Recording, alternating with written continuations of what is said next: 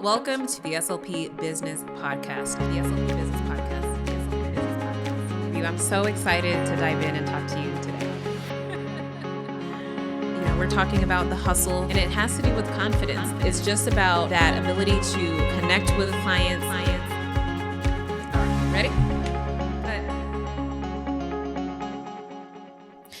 Welcome to another episode of the SLP Business Podcast. Today, I have the pleasure of introducing you to one of my favorite SLPs. She actually was one of my mentees in my accelerator program, and she is someone that I truly admire because of her hard work and dedication to building her business. I'm going to introduce you to Jaridy Fabre. Jaridy is the founder and CEO of Somos Bilingües. She's a bilingual Spanish-English speech pathologist and second-generation immigrant from the Dominican Republic. She is passionate about advocating and improving the systemic issues that exist in special education, especially for historically marginalized groups such as minorities and bilingual and bicultural students. Similarly, Jaridy focuses on recruiting, development, and supporting a diverse, multidisciplinary teams of professionals that reflect the melting pot of cultural and linguistic diversity that is found in New York. A mother of two, Jaridy enjoys family time, traveling, and learning about new cultures, as well as her morning cafecito that fuels her workday. So let's jump into this episode with Jaridy Fabre, founder and CEO of Somos Bilingües. Thank you, Jaridy, for taking the time to meet with me today. I'm so excited that we get to do this. So this is like a rebrand. I don't know if you listened to my podcast before. I know you've supported everything that I've done. So I'm so thrilled to have you here because I want to talk to everyone about like our journey and how we started working together. So I'm sure you listened to the podcast before, but this is a rebrand. This is something that I decided to do for myself in 2025. And I wanted you to be one of my first guests because I truly believe in pouring into the people that have poured into me. And I know that you're doing amazing, amazing things. You have such huge milestones that you've hit in business. And I would love for you to share your story so you can inspire other people because even I'm inspired by everything that you've done and all the things that you've overcome. So let's jump right in. I want to talk to you about your journey. The title of this episode is The Private Practice Startup Hustle, Lessons from Day One, right? Would you say that it was a hustle? Oh my God. A hustle. It was not easy, and it's still a not hustle easy. to say I don't the think least. the hustle never ends because that's who I am at heart. I feel like entrepreneurs, it's just that's who you are at the end of the day. So Absolutely. So tell us, what inspired you to start your private practice, Somos Bilingües, and what were those early days when you first started like?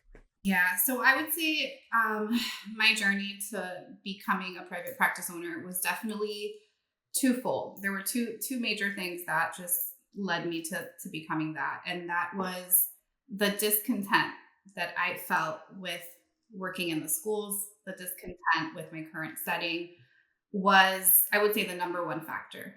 When I graduated, I thought that this was it for me, right? Because I feel like we're always seeking to reach a place of satisfaction and just happiness in our careers, in our lives.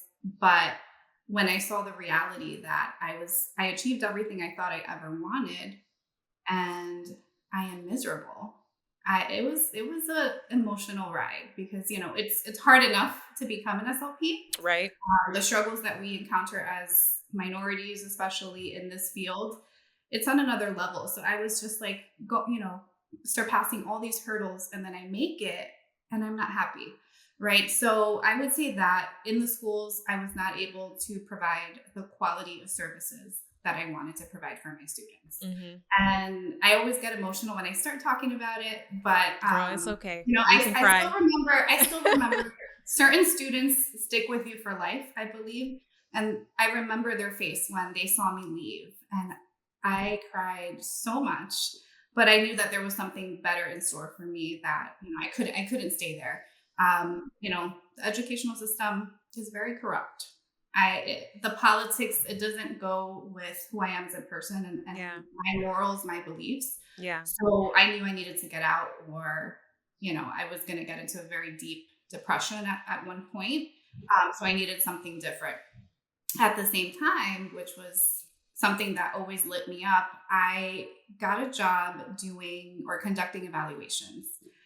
I always say that I am an evaluator. I don't enjoy therapy too much. I am an evaluator at heart, specifically bilingual evaluations. So I got a job conducting evaluations, and I was so happy. So I was experiencing extreme discontent, from my 8 to 3.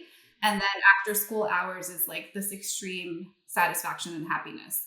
And the way that I started to go into private practice was by doing the work that nobody wanted to do. I did the evaluations that nobody wanted to do. I traveled to the most rural areas up in New York that were 2-3 hours away one way and 3 hours back. And I did that happily. Mind you, I had 2 small children at the same time that needed me. But I knew that, first of all, I loved what I was doing. And by doing the work no one wanted to do and doing excellent reports, excellent quality of work, I started getting noticed by all of the special education directors in the schools that I was visiting. I started making those connections with these very important people that could help me in the future. In my, I had private practice in the back of my head, but I was just so happy with what I was doing that it happened very naturally for me, becoming a private practice owner. I wasn't actively seeking it. It was just meant to be. That's how I see it. And doors started opening, opportunities started opening for me. And the kind of like light bulb moment for me was when I noticed that school districts were requesting me by name with the current organization that I was working at that time. And they were also kind of talking to me on the side, like, hey, do you have more space? Can you take on more work? We love what you're doing. And this was before you started the private practice? Yeah. Oh, yeah. wow. It was before. And I'm like, what do you mean? Like, can't you request more help from this very large organization? And they were like, no, like they can't meet our need. So I was like, oh, in my head, I'm like, how can they not meet the need in New York? Right. And that's where I knew, I'm like, yeah, I need to hop on this opportunity because it's there. When someone tells you, oftentimes I feel like in life, the opportunities are there, but you have to know, be cognizant of when somebody is requesting you or telling you something or asking you, that's the opportunity. It's not just a question. I wanted to say God, but it is God telling you God. here. They're giving it to you on a golden plate. Mm-hmm. But it takes a lot of discernment and just being aware of what people are telling you, right? What people are asking you. No, I totally see, a lot of parallels between your story and my story. Mm-hmm. I started out in the schools. I was unhappy with the unrealistic expectations that were placed on me in that setting. And people loved the work that I was doing, but I was not able to thrive as a therapist in that environment. And so I decided to leave. And as soon as I left, people were asking how they can continue to work with me even after I was gone. That is a reflection of your dedication, right? It's not just a reflection of you being a good therapist, it's your work ethic. And as we know, as entrepreneurs and as business owners, it is hard to find people with the level of work ethic that we put in and that we demonstrate. And so I'm so thrilled that you shared that story and how you don't have to be stuck in a setting or in a position where it's not in alignment with who you are as a person, right? That administrative red tape, the all of the bureaucracy was not in alignment with who you were as Jaridy. And so what did you do? You decided to leave that environment and build your own table. And now you're running this super successful 7-figure private practice. And we're going to talk more about that. So So tell me, what were some of the biggest hurdles that you faced when you finally made that leap into starting your own private practice? Um, I would say, well, kind of to backtrack, I did start my private practice while I was working in the schools. Okay. At one point, I started off without one, and then towards the last 2 years, that's when I began. But the biggest hurdle at the beginning was managing or balancing my full time job with a near full time private practice.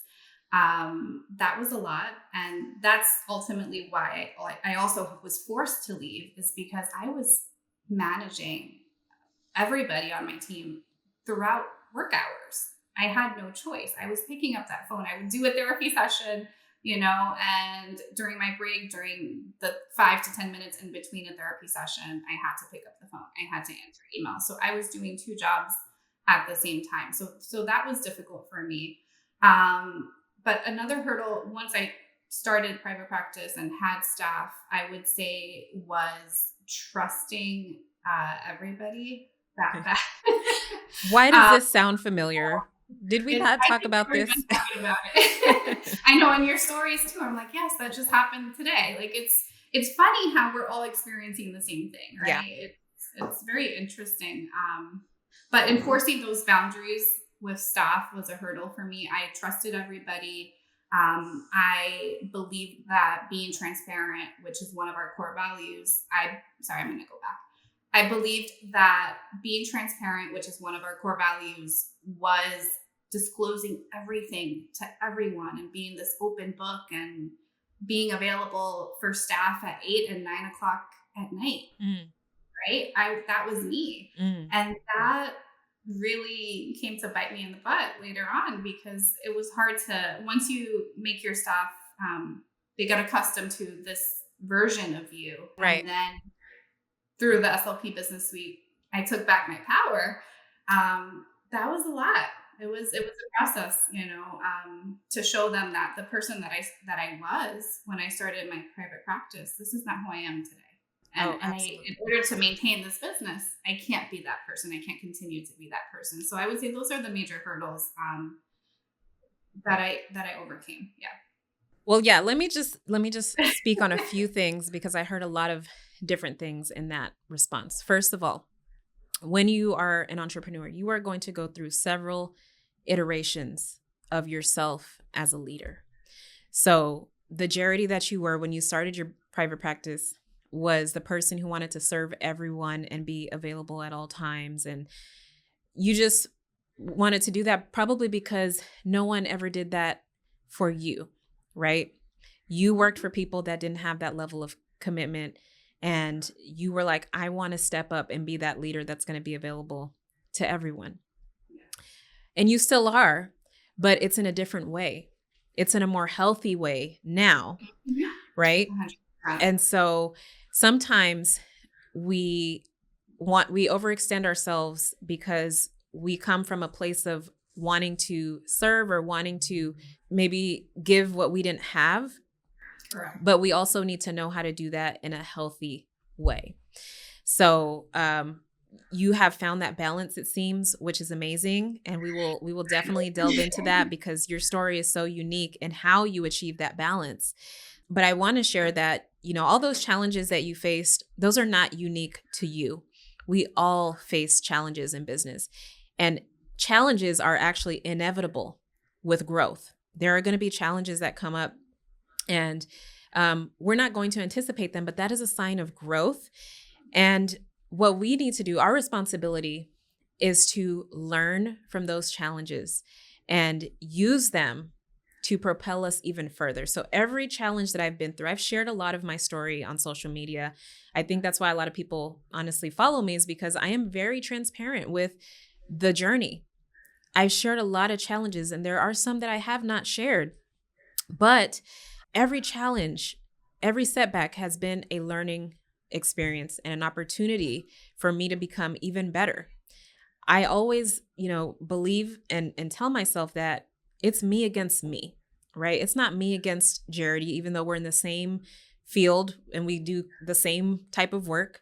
It's not me against the next private practice owner. It's me against me. So I can choose whether I want to learn from these setbacks and challenges and use them as an opportunity to grow, or if I'm just going to let them, completely overwhelm me and get me upset and to the point where I'm now, in my feelings and I'm not growing and serving. Right. So um, that's one thing that I heard in what you shared, is that you used those opportunities to grow and to learn how to become better and to learn how to establish those boundaries, and now you're thriving. So okay, so I want to talk about mentorship. I just recorded an episode with an amazing mentor. So make sure you guys go back and watch. I haven't heard that one. I'm gonna go back. Yes. Make sure you guys go back and watch that episode with Joanna Chanis. So how did working with a mentor, you hired me as your mentor, and I don't know if I was the first mentor you worked with or if you worked with others. Okay, I was your first.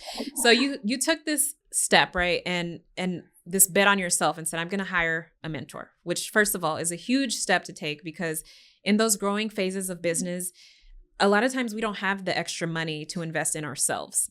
All of that money gets invested back into our business. It gets invested into our team. It gets invested into all the things that we need to grow our business.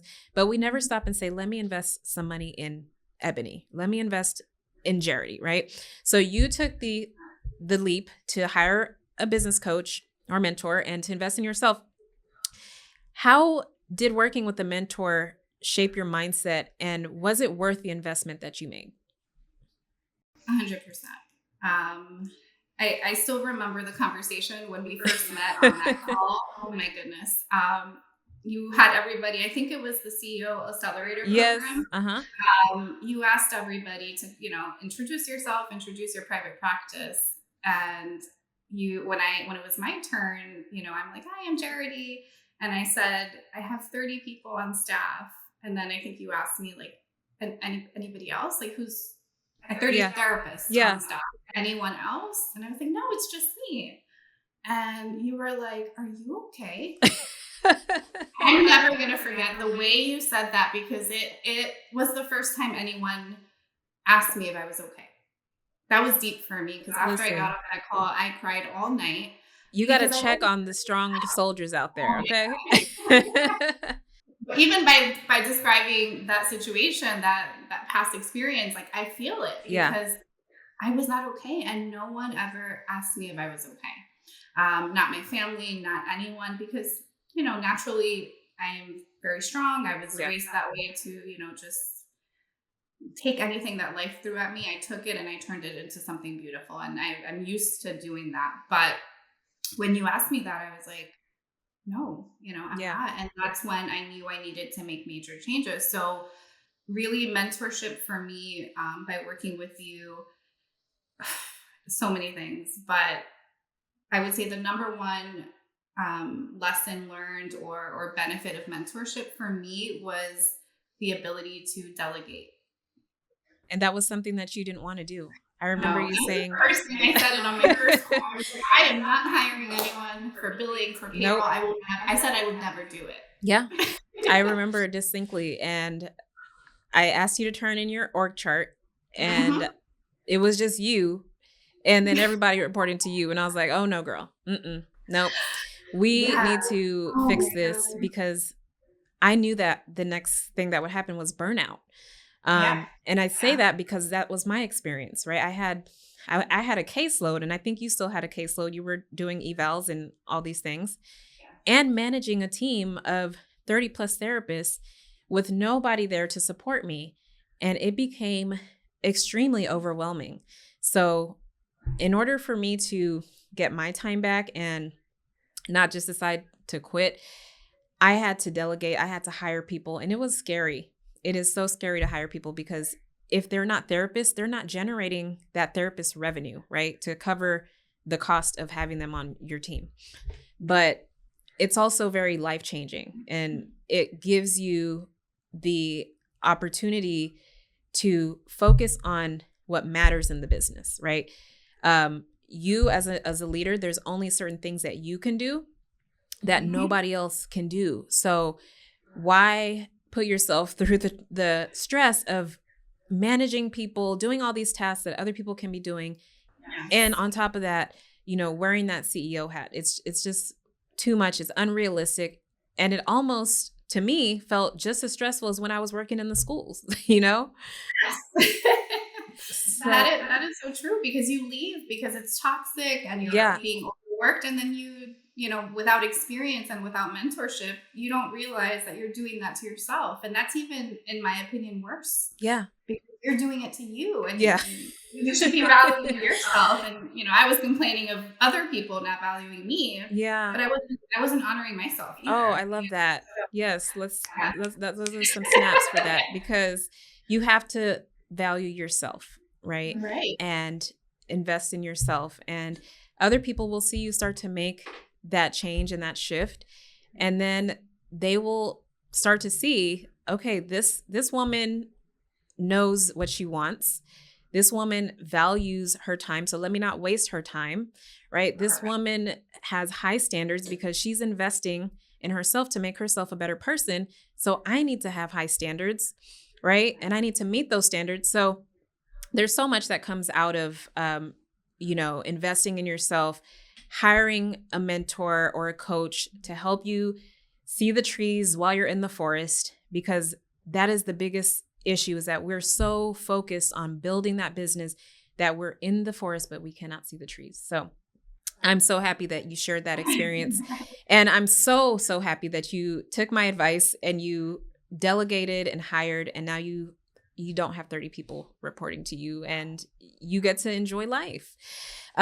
So let's talk about some strategies for growth, because you are one of those success stories that started this private practice from, just you seeing clients to now having a whole team of therapists out there, and you have successfully scaled to 7 figures. So what were some key strategies and decisions that helped you scale to where you are today, to $1 million practice? I mean, I don't think there's any one perfect strategy. To me, just my philosophy was very simple. I like things to be simple, straight to the point. Was I never say no. To me, that's my strategy. I never say no to opportunities. Similar to how I started, I continued because, like you said, I was in the forest, so I was like this for years. I was just so focused, and one day I look up and I check my QuickBooks, and I'm like, is that like 900 and almost a million? Like, when did that happen? And in terms of my strategy, is I always believe, at least initially, to get to a certain point that is sustainable, you have to do the work no one else wants to do. You have to put in the work, never say no. I do believe in our field, just with the interactions I have, through Instagram, through social media with other private practice owners, other SLPs. This is just my opinion. I feel that we are too nitpicky as a profession. We want this, but not that. Right. And we want this, but in this color, with Yeah. this client, in this zip code, and it doesn't work that way, at least not in business. Right. When you're trying to grow, you better say yes. Yeah. Otherwise, you're gonna grow. And the scariest thing for me, now that I'm at the $1 million plus mark, is I don't want to go back to making $300,000. Right. Or 200. Yeah. I don't. I want to continue growing, or at least, maintain myself in that 7-figure mark, because otherwise any decision that I make my business will go out of business. Right? It's very easy. People don't see that, but I think it is so easy to have to close your private practice any day. Oh my gosh, yes. You start being picky about what you do. Just to quickly add on to that, is just in the beginning, you're going to say yes. Once you hit a certain level that you're comfortable, that you're well known in your community, that people, are requesting you by name as a brand, as a business, you can pick and choose a little bit more of, who you're making those connections with, which partnerships you want to maintain, which, don't serve you or don't serve your company anymore, because your business, just like how I changed, my business has also changed. Right. Yeah. So the partnerships, it's very deep. I never knew business was this mind game. It's such deep work that we do. Definitely. And the business also has its own personality in a way. Yes. And a lot of what you said is what I believe as well in terms of scaling and growth and strategy. In those beginning days, I said no to nothing. Bring me another school contract. I might not have the staff yet, but I will figure it out. We will get that contract staffed. No problem. Just offer, give me the offer, and I will make sure that I figure out how to execute on it. And it's that mentality that we know that our services are top notch. We know that there's competition out there, but we can outwork that competition. We can out deliver the competition. And so a lot of what you're saying, in terms of saying yes to opportunities, is confidence in your ability to execute. If you lack that confidence to be able to execute on something, then yeah, you're going to be like, I don't know. Let me think about it. And by the time you thought about it, they already gave the opportunity to somebody else, right? 100%. Yep. So you have to be confident in your ability to meet the needs of the client. And you and I have very similar business models in that we do a lot of B2B business, right? I love B2B. I love B2B as well because I love it. it's so much more lucrative. You get paid from a client. You're not fighting with insurances. You're not fighting with individuals for your money. If you execute and you deliver on those services for that client, they will work with you for years. So yeah, we said yes to a lot of opportunities, and some of those opportunities were not ideal for us. We've had to get out of contracts before. We've had to pivot and decide not to offer certain services anymore.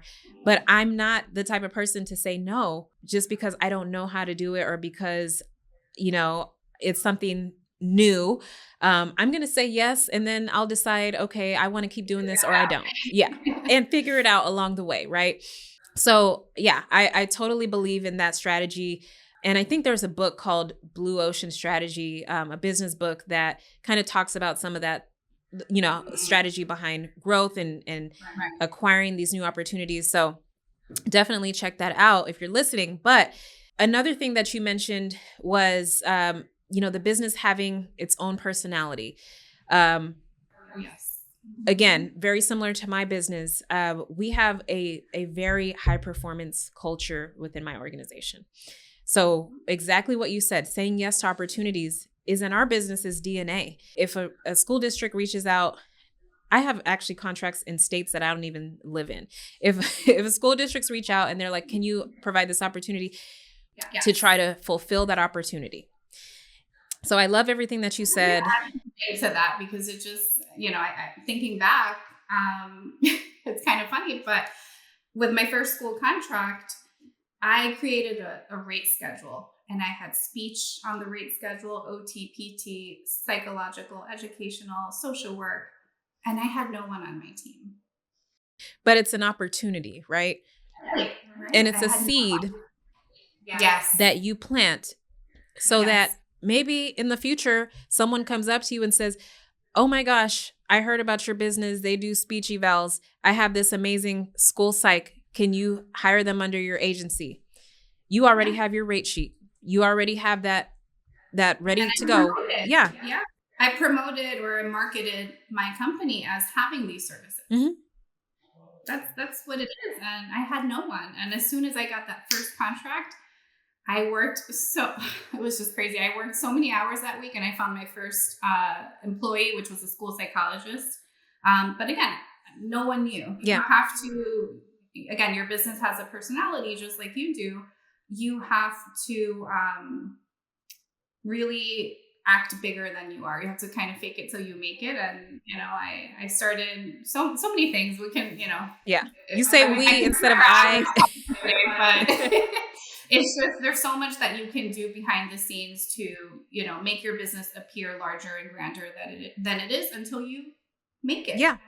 And it works. That's definitely another strategy. It is. And it has to do with confidence. I will say as a business coach and as someone who teaches people how to get contracts with school districts, a lot of times you're not getting those contracts because you're not confident in your ability to actually provide the services, right?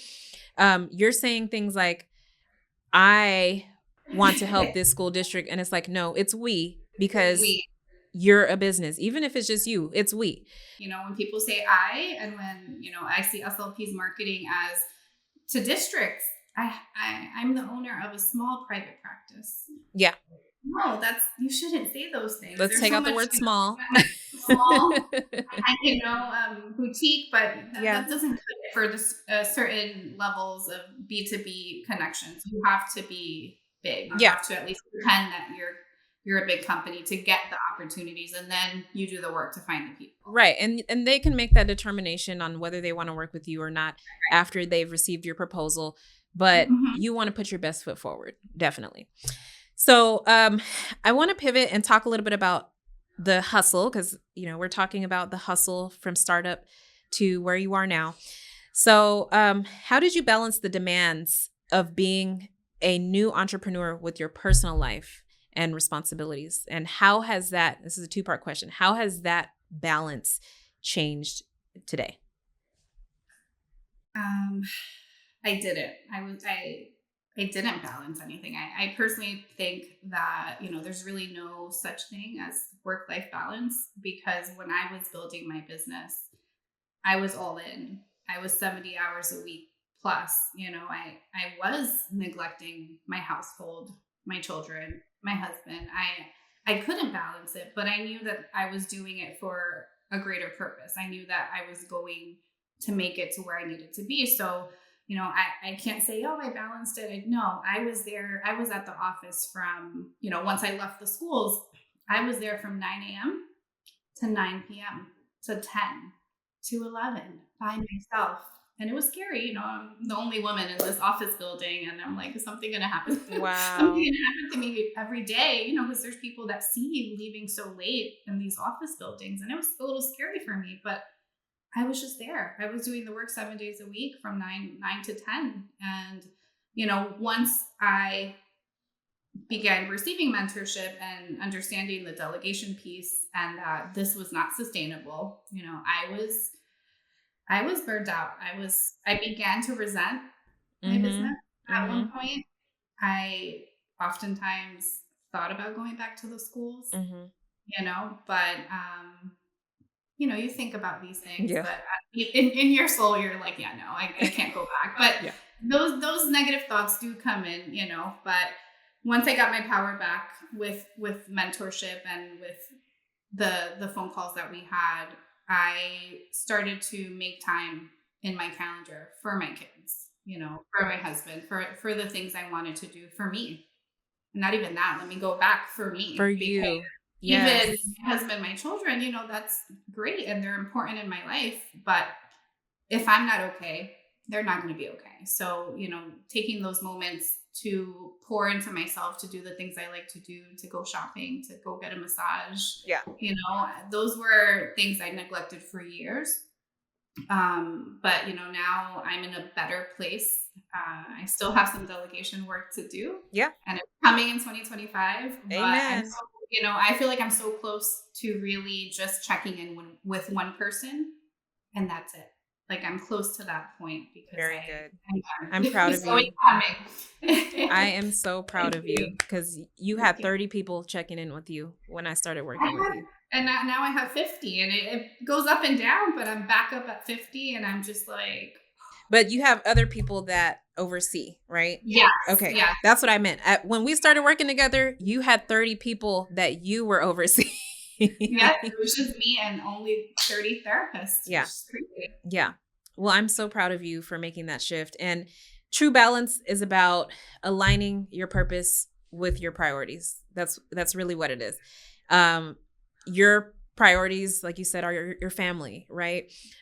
So how do you align your purpose as an entrepreneur and as a CEO with those priorities?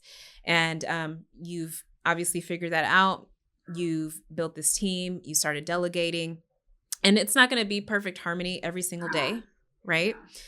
But the way that you've structured your business now allows for you to be intentional with your time.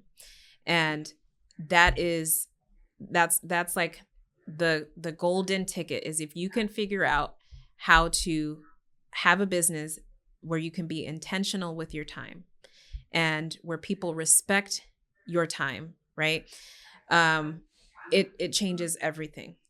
So that is something that would never happen in the schools. Let's be real, right? There's never going to be this like perfect harmony between your time and flexibility and all those things that we all so desire. So I'm sure that's the reason why you decided not to go back into the schools and just stick it out. On my difficult days, I'm like, oh, but it's just, it's just my mind playing tricks on me. Yeah. Because I am not going back. Yeah. No. And once you've reached a certain level in business, it's like, I'm to the point now where if I were to go back into the schools, I would spend my entire time working there thinking about ways to fix the system, right? Because we have, our businesses are a system that we've created. And now all I could imagine is thinking about all the flaws. Even now, I don't work in the schools, but I think about all of the ways that the schools could be better, right? By fixing some of the flaws in their system. So I can never go back. We're not going back. Yeah, we're not going back. All right. So I just have a couple more questions for you, Jaridy. This has been such a great conversation. I want to talk a little bit about those people who are thinking about starting a private practice, but they haven't started yet. So what advice would you give SLPs who are considering starting their own private practice? I would say, think about why. What is your why for starting private practice? Make sure that the reason you really want to start your private practice is it's not because your friend is doing it, or because you see someone doing it and it looks profitable and it looks so easy and it looks so luxurious, this lifestyle, right? That social media, we all do it when we buy a bag or we're on a vacation, we're posting it. Good. We want people to see that, to be motivated. But we want, I want SLPs to understand that you need to be so passionate about doing this work because it is so difficult. This is the most difficult thing I've ever done in my life. Even, being a minority, becoming an SLP, going through grad school with 2 small children under 2, I thought that was hard. And it's not. This is the hardest experience or season of my life thus far. So make sure that you're mentally prepared to take on the challenges. What I was going to say, off the top of my head, to become a target. Let's just say what we experience. And it's that we can be targeted sometimes by so many different people. But talk more about that. I would love for you to elaborate on that. That's the hardest part. Because again, I've learned you have to become a new person. And you have to be prepared mentally. And again, you don't know that going in. But if you're smart and you get mentorship early, right? That's the key. If you get that support early, you understand that you do have to become a new person, that what you're experiencing, like you said earlier, is not just you. Because I'm always in that box and it's still a struggle. I take things very personal, Ebony. Everything, it's gotten better, but, I pour so much of myself into my business and into developing my staff, right? And making them feel what I've never felt, right? Making them feel seen and heard and respected. But think about your why. Yeah. Because it's the people that you think would never, ¿cómo se dice? Traicionar. Bilingual issues. ¿Vamos a hablar en español? Vamos a hablar en español. Traicionar is, how do you say that? Betray. Betray. Thank you. There you go. People that you think will never betray you are the first to do it. The people that you think, are going to hold you down for the life of your business that you developed. I think that's a big thing for me. Those 8 and 9 o'clock at night phone calls that I had with staff and Zoom meetings, I was training them on how to become an evaluator. Wow. And those have been the same people that have, now that they're trained and they're good at what they do, thanks to my support, which I did it happily. I love, that's what I do. That's what brings me joy, developing people. Now they have been the ones to betray me, to go after my contracts, to, quit and leave a caseload of 20 plus kids without a therapist because they want to do their own thing. Yeah. And don't get me wrong, I support them for wanting to do their own thing, but you need to not burn bridges. Yeah. And I think that respect is, again, it's one of our core values as well. I'm very big on respect. And the reason I'm so big on it is because I respect. Yeah. I respect my people. And I expect the same respect in turn to our interactions and our business relationships. So that's the biggest thing for me, I would say.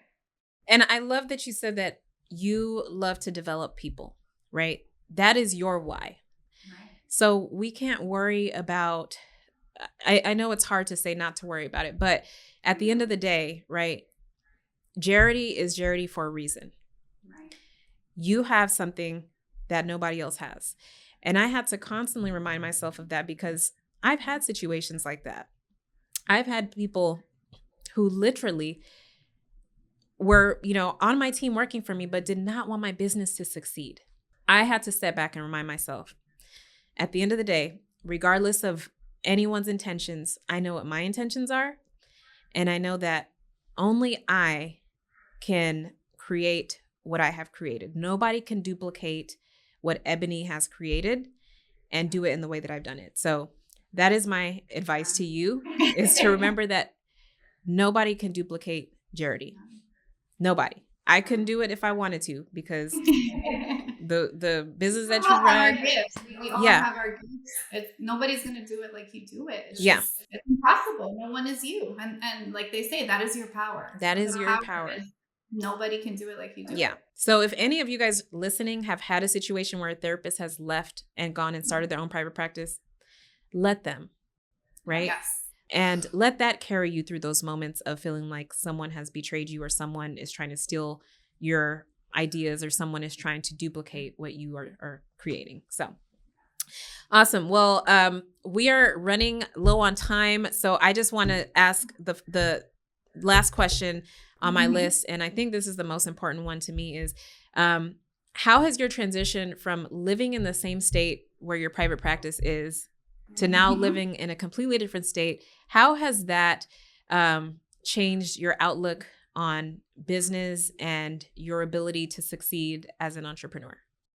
That's a great question. Yes, I did move out of state. I kind of am keeping it a secret, but I do post about it on my Instagram. Do you want us to cut that? No, we can. No, it's okay. I'm just adding on to that. I'll go back. I don't know what I was saying. Okay. Yes, I did move out of state, and I wanted to keep it a secret, but I post about it all the time because it's something I've been looking forward to for the longest time. And it has changed so much, but at the same time, a lot has stayed the same. And the reason is that before I left, right, I was pretty remote. I wasn't going into the clinic all the time. I was honestly working from home 3 to 4 days out of the 5-day work week, intentionally, because I knew that I was eventually going to leave New York. And by having these systems in place and the right people in place and training them in a way that I didn't have to check in with them so often, at least not physically. I didn't have to be in the clinic to make decisions and anything else that requires my attention. When I left, a lot of people don't know I've left. Nobody really knows, because the systems are in place. So everything is very seamless. I have the same meetings. I used to do my meetings remotely. They're still remote. I have a background behind me so that they're like, for all they know, you could be down the street. Yeah.